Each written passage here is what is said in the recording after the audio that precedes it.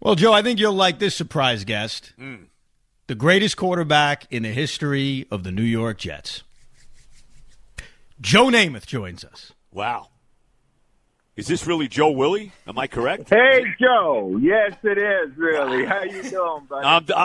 Wow. I'm doing all right. I'm talking to you, man. Can you still play, Yeah. Joe? I need you now. Joe, can you get out there now and turn this disastrous franchise around for us? Can you do that, Joe? Well, Joe, like the team you're working with, man, you know it's a team game. If we can get some of the other positions honed up a little bit, then the guy wearing number 14 right now might start playing a little better. I'm not sure. Joe, the biggest position they need filled is the head coach, Joe. This franchise has not had a real head coach since Bill Parcells, and before that probably since Weeb, when he coached you. So it's been a long, long time, and to me, they have to get a real, legit – they need a head coach here, Joe, that's going to be synonymous with this franchise. Just like you are synonymous with this franchise, you're still the face of the franchise. They need a head coach that's going to be that guy. You know what I mean, Joe? I hear you, Joe, but you know what? I've got a side of me that realizes that a personality is a side. It's not all about Gase, for example. I mean, he hasn't thrown an interception. He hasn't fumbled, hasn't missed a tackle. You know, you can get you got to have some kind of group of guys that can learn to not beat themselves. You know, when we're watching the games, Joe, you see guys illegal proceduring, jumping off sides, dropping passes, missing blocks, missing tackles. That collectively, you know, they're going to have to refresh with players too, because I don't know if there's a coach around that can coach that group and turn that group into a winning team. You know, it feels like every quarterback that walks through that door, they're compared to you. I mean, it's like, Can he be the next Joe Namath? For you, when you entered the American Football League, the AFL, back in 1965, what was that pressure like? Was there pressure? How did it feel when you're coming to the AFL after the success you had in Alabama? What was that experience like for you back then? Well, it was pressure. You make it what the individual makes it, what kind of pressure it is or isn't. And it was pressure because I knew I was not only a quarterback, but a bonus baby, so to speak. And I had to show the guys that I was a player. Fortunately, I had a college coach that taught every player that stayed through the 4 years with his tutorage, that he taught us how to conduct ourselves as a team player. And in high school, I had a great coach. So I knew I just had to work like heck and show these guys, show the coaches there, and show the players that I was there to win. I was there to be a part of a winner, and all the other stuff aside, the bright lights, the BS, the talk, the bonus, I didn't care. I didn't want to hear that stuff. And I wanted to do my talking with the performance. And my teammates appreciated that, and they were patient enough until we evolved. And we did evolve collectively into our championship team, man. But, yeah, there was pressure. You know, when you come in as the first-round draft choice, you know your teammates are expecting to see something. And I wasn't shown it early on because I had a knee operation in January, and we went to camp in late July, and I had to work my way up, man, and it wasn't easy. But we did it, Joe. We did it. Look, Joe, let me tell you something. A couple things. We're talking, of course, to the legendary, the great Joe Willie Namath, the great Hall of Famer, the greatest Jet of all time. I have like a little museum downstairs in my basement, and you are certainly well represented. I got to ask, you know, everybody talks about Super Bowl III, That's Joe Namath's finest moment. But as a lifelong Jet fan, and I'm a Jet fan because of you, Joe, so maybe I should blame you for all the suffering I've had for all these years. I don't know. But I became a Jet fan because of Joe Willie Namath in 1965. I watched you play at Alabama, and that was it. I was hooked after that. But everybody talks about Super Bowl III. But to me, the finest moment for Joe Willie Namath, and you tell me what you think about this, was the AFL championship game. You guys throw a big pick to George Atkinson that set up a touchdown to give the Raiders the lead. And then it took you 3 plays, Joe. 3 plays, and I'll never forget this, to go 80 yards. He hit the great George Sauer for about a 10-yard out. And then the play that, to me, really won you the championship, really won you got the right to go to the Super Bowl, that bomb down the sideline to the great Don Maynard that he caught at about the 4 or 5 yard line. He goes out of bounds. The next play, I think he was your third option, Maynard, and you hit him in the back of the end zone for what proved to be the game-winning touchdown. To me, in a brutally cold, windy, brutal day in Shea Stadium, to me, that was the defining moment for Joe Willie Namath. That one drive, after you threw the pick to Atkinson, that one drive that really won the AFL title for you that year. How about that drive against the Raiders, Joe? I got goosebumps when you were telling me that. You're right. That was huge. I can see the path that the Atkinson got to, and you mentioned the kind of weather we had. Yep. Maynard was running a corner on the left side. He was going to run a deep corner, and he had Atkinson beat a couple of steps at least. And I threw that sucker up there, and when there's gusty wind, sometimes it does change the course of whatever. And Atkinson made a play on the ball. The ball didn't get over his head. It was short. And Atkinson made the play on the ball.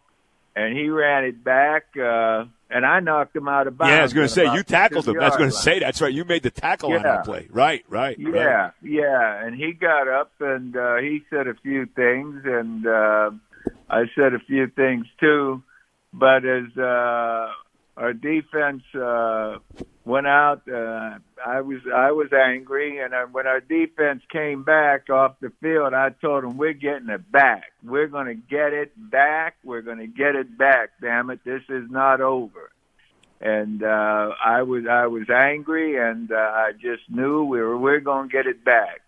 So, Joe, that first play that you described as a 10-yard out, yeah, that's right. I called 2 plays, actually, in the huddle. I told them to expect another play. If the defense was playing a certain way, I was going to check to it. And when we came up to the line, you remember Willie Brown, of course. Hall of Famer. Oh, boy, one of the best corners ever, of course. And Atkinson was another corner, and they were laid off. They usually played bump and run. And that was the time they could bump the receiver, and Willie was the best at it. As long as the ball wasn't in the air, hell, you could be pushing and shoving a receiver 10 yards, 12 yards downfield if the ball hadn't been thrown yet. Well, Willie and Atkinson were both laid off the receivers, and so we went with that out call and hit George Sauer. And then the same thing in the huddle the next play. I called 2 plays and told the guys in the huddle, listen, if I go to gold 60, I want max protection. Let's be expecting max protection. So be alert. We went up there in second down, and sure enough, I don't remember the coordinator's name of the Raiders, but I sure knew Al Davis. And Al Davis, he said, bullshit, he's not going to let those guys lay off. He climbed back up with Willie Brown and Atkinson, and they played bump and run. And whenever I saw that, we checked for Maynard, because Maynard had told me on the sideline, Joe, I can get a step on him anytime you need it. Those were his words, boy. Right. And that was one of the greatest catches of all time because, again, that wind was howling, and he made an adjustment to the outside.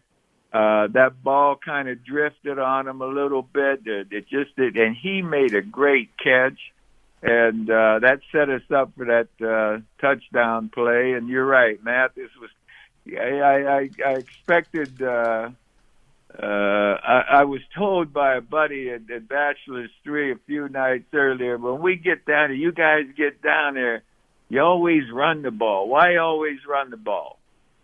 And so we're going downfield after Maynard made the catch. I'm running downfield, and the guys at Bachelor's 3 was named Petey the cab driver. He drove a cab. His name was Petey.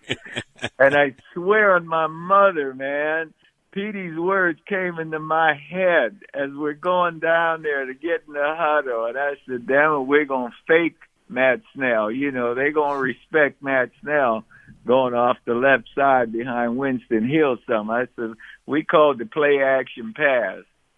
But darn it, I think Villapiano was on that side, and he read Mathis coming out there, and he was covered. So I turned back toward Pete Lammons, big boy Pete, our tight end from Texas, and couldn't see him clearly, man. There was hands and arms up there and everything.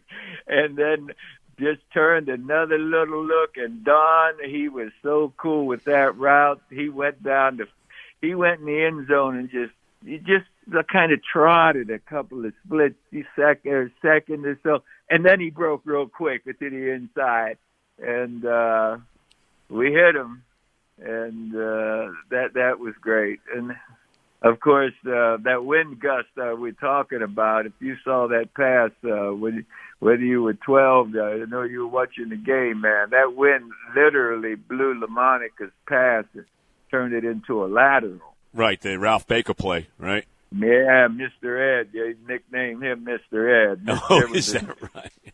Remember the horse, Mr. Ed? Of course, the talking horse, of course. Of course. Whatever reason we gave Ralph that nickname, Mr. Ed. He was alert, boy, and he picked up that ball. And the rule is you can't advance a lateral. So, but we did have the ball, and we won the game. That was the toughest game, Joe. That was the toughest game physically I'd ever played in, and we won. Usually you lose those kind of physics games, man. But, yeah, we won. So thanks for bringing that one back up. Oh, that was pretty good.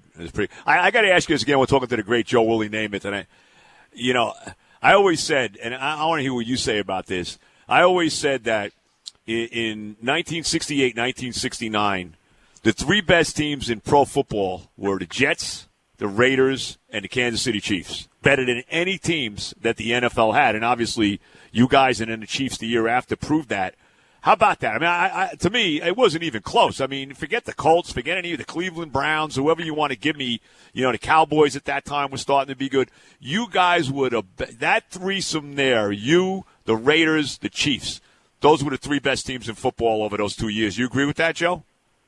I agree with you in that Kansas City. They played in that first championship game. Lost to the Packers. Yeah, against the Packers. I watched every minute of it, of course, but I wasn't out there. But when the Raiders played in the second championship game against the Packers, I was down there in the stands, too, pulling for the Raiders, which was that wasn't a normal thing for. No, definitely not. Definitely, and that was the year Ben Davidson broke your jaw. You're rooting for the Raiders in that Super Bowl, and that was the year where Davidson and I guess Ike Lassiter, those were the two guys that actually broke your jaw, Joe, right? Yeah, actually, it was just a cheekbone, but I couldn't chew for a while anyway. But we were AFL fans, man. We were the league, and we were in it together, and. Us being the third one and our best, the Kansas City and the Raiders both had lost those first two. You need to win the third one, man. I mean, 3 out of 4. If you lose three in a row, and then best thing, the icing on the whole damn thing was Kansas City winning the next one, man, against the Vikings. So we went in with the merger 2 games apiece. Yeah. That's how it ended up. By the way, Joe, just to leave you on not the greatest note, that Chief loss in '69, that playoff game at Shea Stadium, which I was at that game, and you talk about a brutally cold day, man. That was a tough one. That was a tough one against the Chiefs that following year. That was another tough, nasty, windy day. Yep. And the Chiefs turned out being the best team in the professional football. We had our chances. I didn't play very well. We didn't play. Plus, Maynard was hurt. Yeah. Right. We didn't have any speed on the outside, and Buck Buchanan, Ernie Ladd, Chip Lynch, Willie Lanier. I mean, man, Yes. Is that the toughest defense you ever played against? That Chief defense in '69? Is that the toughest defense you ever went up against?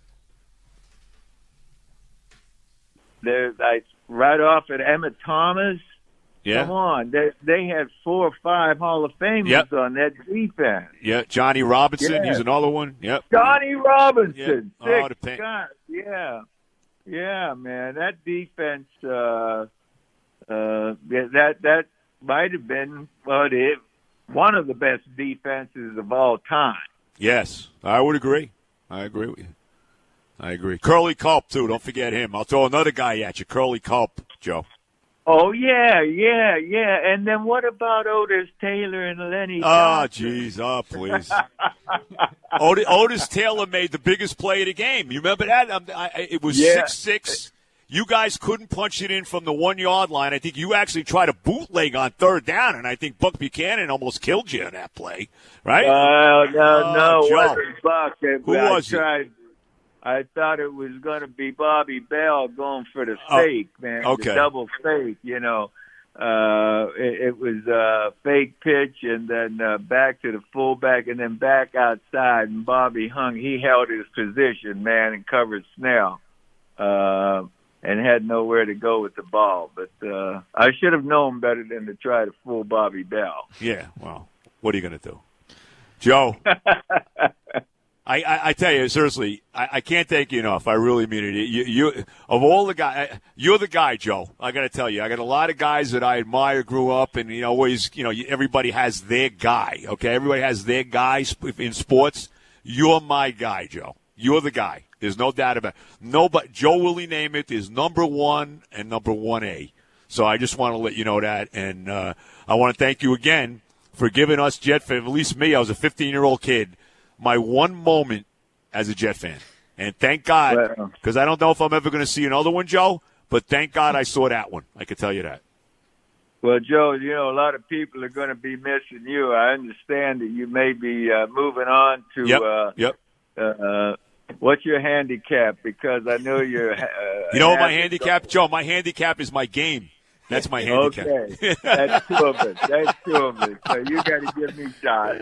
And, if we get over this coronavirus and stuff, and we normally have a golf outing out at Bethpage, our foundation, and we're going to get in touch with you, and you come out and meet a bunch of those guys like Bobby Bell. And, man. That would be pretty good. Brooks Thomas and Joe Blaney, they'll get in touch with you and yours, and you'll be invited, and you'll have a grand time.